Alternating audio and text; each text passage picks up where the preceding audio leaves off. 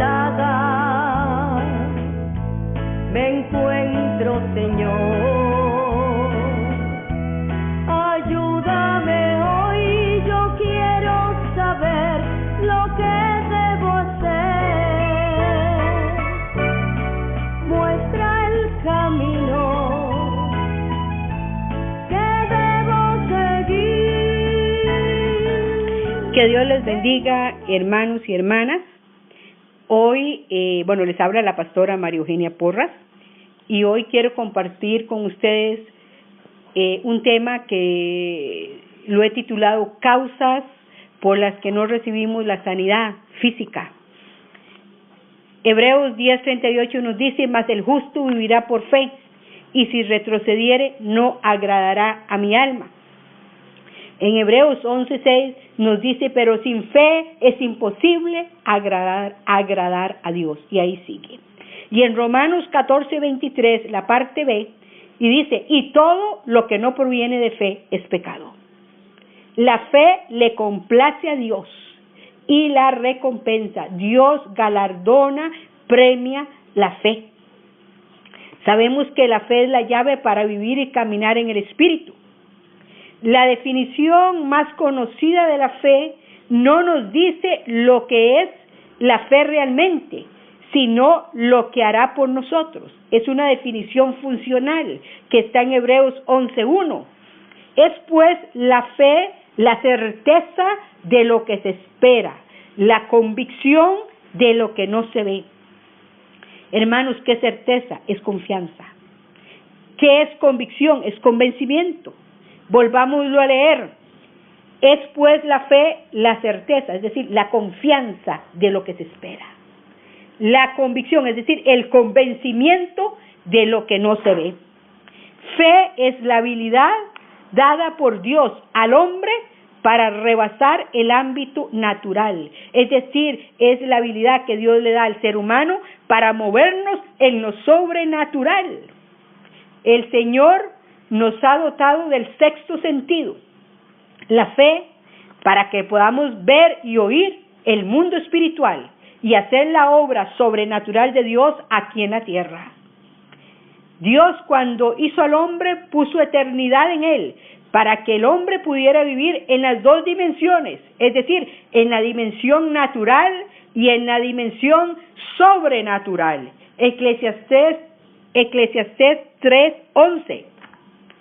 Todo lo hizo hermoso en su tiempo y ha puesto eternidad en el corazón de ellos, sin que alcance el hombre a entender la obra que ha hecho Dios desde el principio hasta el fin.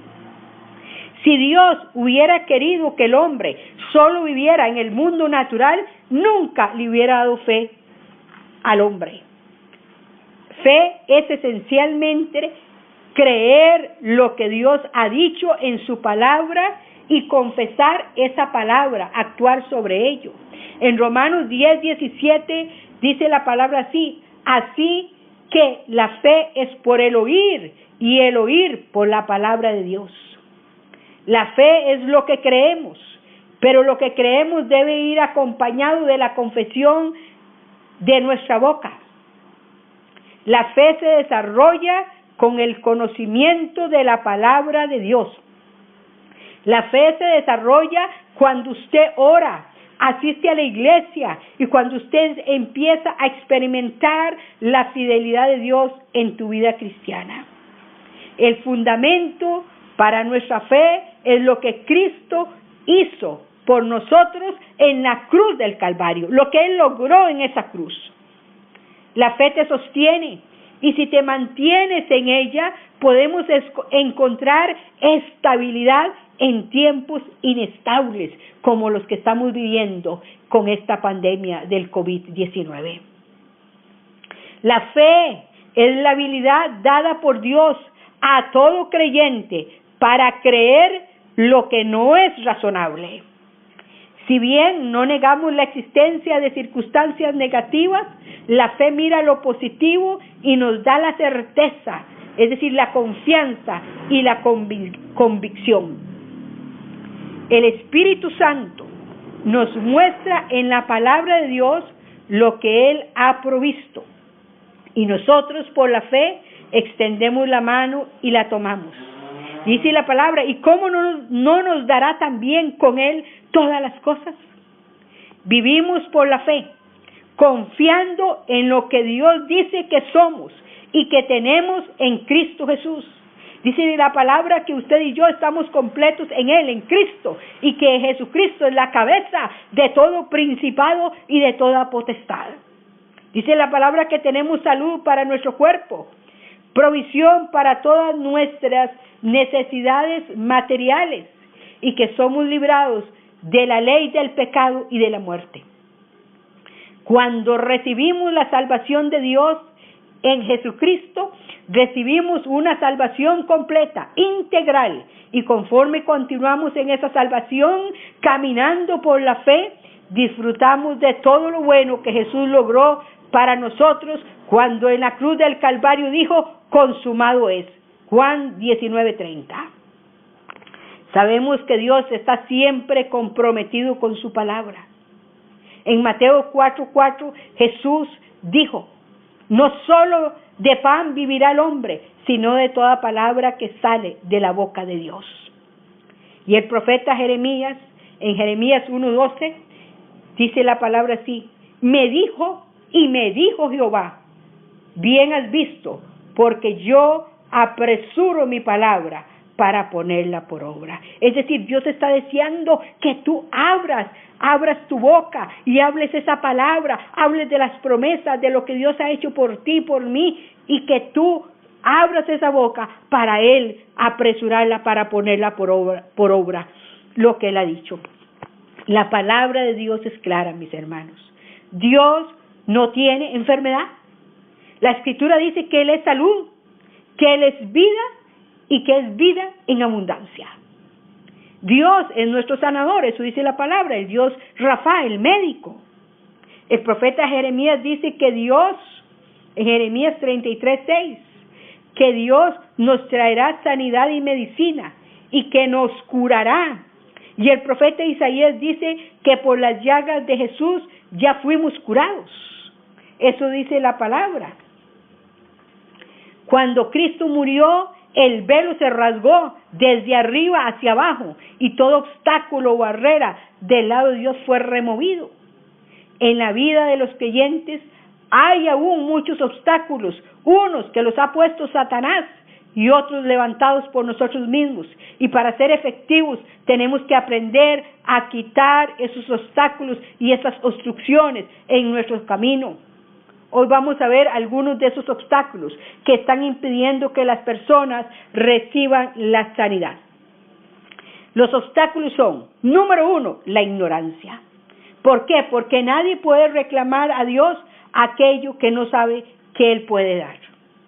La ignorancia de la palabra de Dios y de la voluntad de Dios es un gran obstáculo para recibir milagros en la iglesia de Cristo. Isaías 5:13 dice, por tanto, mi pueblo fue llevado cautivo porque no tuvo conocimiento, y su gloria pereció de hambre y su multitud se secó de sed. Los cristianos no tienen un conocimiento profundo y completo de la obra de Jesús en la cruz del Calvario y son muchas veces muy ignorantes al respecto. Algunas denominaciones tienen por norma enseñar que los milagros y las sanidades fueron para la época de los apóstoles y que Dios ya no sana, que Dios ya no libera. Pero qué curioso, en Hebreos 13:8, la palabra de Dios dice, Jesucristo es el mismo ayer y hoy y por los siglos. Él no cambia. Creo que los que hemos cambiado somos nosotros. En cualquier área de nuestra vida en que seamos ignorantes, el enemigo gana ventaja y podrá destruirnos. Por eso es que Pablo decía, porque no ignoro las maquinaciones de Satanás para que no me gane ventaja. En la escritura en la escritura se habla de dos clases de ignorancia. Hay personas que por alguna razón nunca tuvieron acceso al conocimiento de la verdad, y la verdad es Cristo y su palabra. Pero hay otros que teniendo oportunidad de salir de la ignorancia, la rechazaron. La ignorancia es pecado. porque es el resultado de no haber buscado la verdad. Y les repito, la verdad es Cristo y la suma de su palabra es verdad. Y de no haber escudriñado para conocer lo que Dios dice en su palabra. Tenemos que confesar este pecado y pedirle a Dios que nos perdone por nuestra ignorancia. Otra causa por la que no recibimos la sanidad es la incredulidad. Y qué curioso, la palabra griega con que se traduce incredulidad significa desobedecer, ser infiel. La incredulidad es muy común en la iglesia de Cristo. La palabra de Dios la llama pecado y es un espíritu inmundo. En Apocalipsis 21:8 dice la palabra: pero los cobardes e incrédulos, los abominables y homicidas, los fornicarios y hechiceros, los idólatras y todos los mentirosos tendrán su parte en el lago que arde con fuego y azufre, que es la muerte segunda. Así que, hermanos, y también en Hebreos 3, verso 12 nos dice así: mirad, hermanos, que no haya en ninguno de vosotros corazón malo de incredulidad para apartarse del Dios vivo. El pecado de incredulidad hace dos cosas en la vida del creyente. Número 1, lo lleva a apartarse de Dios, porque empiezan a dudar de Dios, dudan de su palabra y de sus promesas. Y 2, endurece el corazón.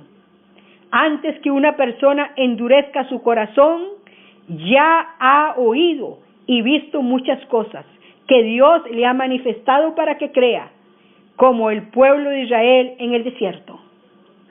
La incredulidad es un pecado que me aparta de Dios, pero también es un espíritu malo que viene a la persona cuando de continuo practica el pecado de la incredulidad. Otra causa por la que no hemos recibido sanidad: pecado no confesado. Dice Proverbios 28:13: el que encubre sus pecados no prosperará, mas el que los confiesa y se aparta alcanzará misericordia. Usted puede luchar para tener éxito en la vida, pero si tiene un pecado oculto, un pecado escondido, un pecado no perdonado, nunca prosperará. Mi pastor dice así: pecado no confesado, pecado no perdonado. El salmista en el Salmo 32:3 dice: mientras callé, se envejecieron mis huesos en mi gemir todo el día. Hay personas que creen que si no confiesan su pecado, Dios nunca se enterará de lo que hizo. ¡Qué locura! Dios lo sabe todo, ya lo sabe todo. Pero Dios quiere que confesemos nuestros pecados, porque cuando lo hacemos, Él nos perdona. En 1 de Juan 1:9 dice así: si confesamos nuestros pecados, Él es fiel y justo para perdonar nuestros pecados y limpiarnos de toda maldad. Así que, hermanos, si tenemos un pecado oculto, confesémosle a Dios nuestro pecado y pidámosle perdón. Dice la palabra que al corazón contrito y humillado, Dios no le echa fuera. La falta de perdón es otra causa. Es muy común en el cuerpo de Cristo la falta de perdón.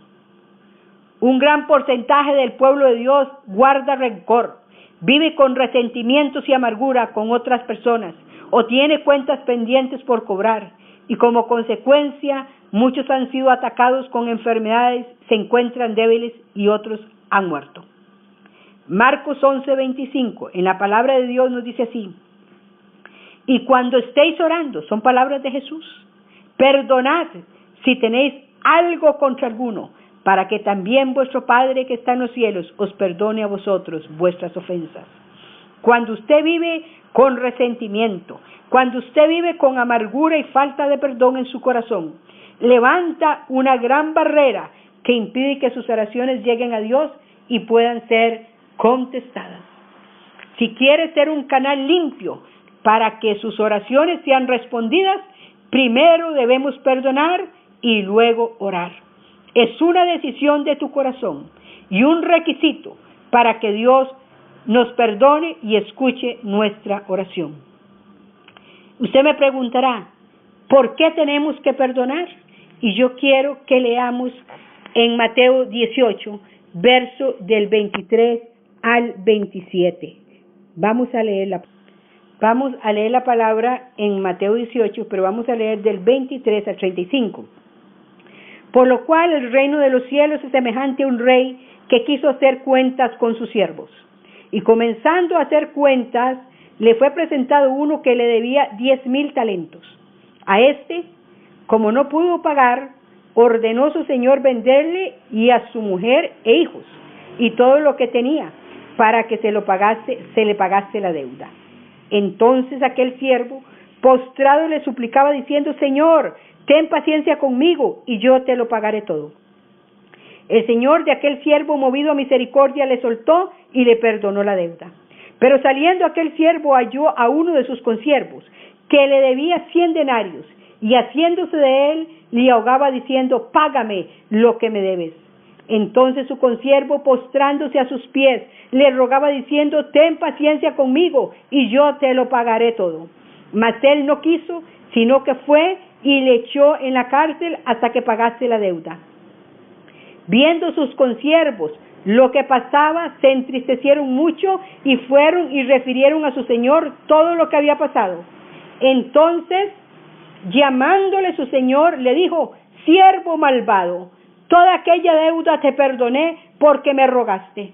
¿No debías tú también tener misericordia de tu consiervo, como yo tuve misericordia de ti? Entonces su señor, enojado, le entregó a los verdugos hasta que pagase todo lo que le debía. Así también mi Padre Celestial hará con vosotros si no perdonáis de todo corazón cada uno a su hermano sus ofensas. En el tiempo de Jesús, un talento no era una moneda, sino un lingote o barra de oro de aproximadamente 30 kilos. 10,000 talentos serían 300,000 kilos de oro o 300 metros cúbicos de oro. Esta fue la deuda que le perdonó el rey a su siervo. Jesús está exponiendo aquí un punto para que comprendamos la magnitud del amor y el perdón que Dios nos dio. ¿Qué está diciendo Jesús? La deuda de este siervo era multimillonaria y el rey se la perdonó. En esta parábola el rey es Jesús y el siervo es el creyente. Nuestros sentimientos pueden ir y venir, subir y bajar, pero la fe está arraigada y fundamentada en la verdad de la palabra de Dios. No edifique sobre el fundamento incierto de sus sentimientos, sino sobre la palabra de Dios, que es el equivalente a Dios mismo. Así que la fe en la palabra de Dios es fe en Dios. Recuerde esto: Dios no siempre está comprometido con nosotros, pero siempre está comprometido con su palabra. Y una vez que estamos parados en esa palabra, entonces Dios se compromete con nosotros.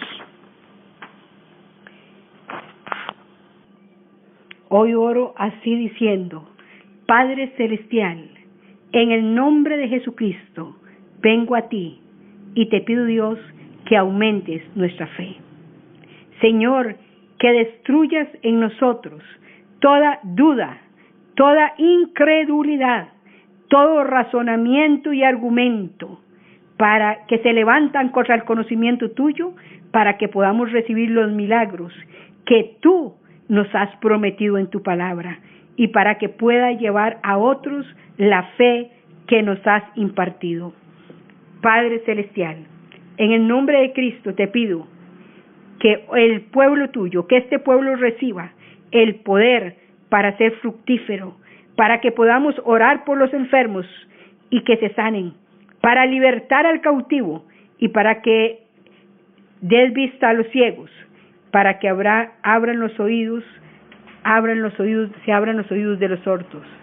Dios, aumenta nuestra fe para no estar estáticos, sino para tomar acción, para poder ser ejemplo de que tú vives en nosotros y para traer lo sobrenatural al mundo natural, porque tú quieres que nos convirtamos en guías de nuestro prójimo. Gracias, Padre, en el nombre de Cristo y en la comunión del Espíritu Santo. Amén. Mañana quizá no vendrá.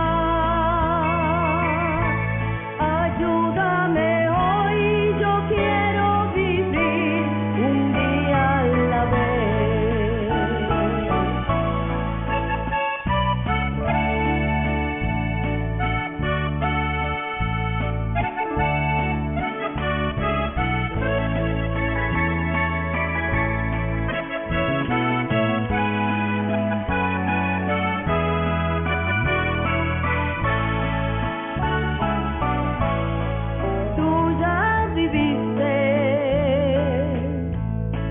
entre los hombres.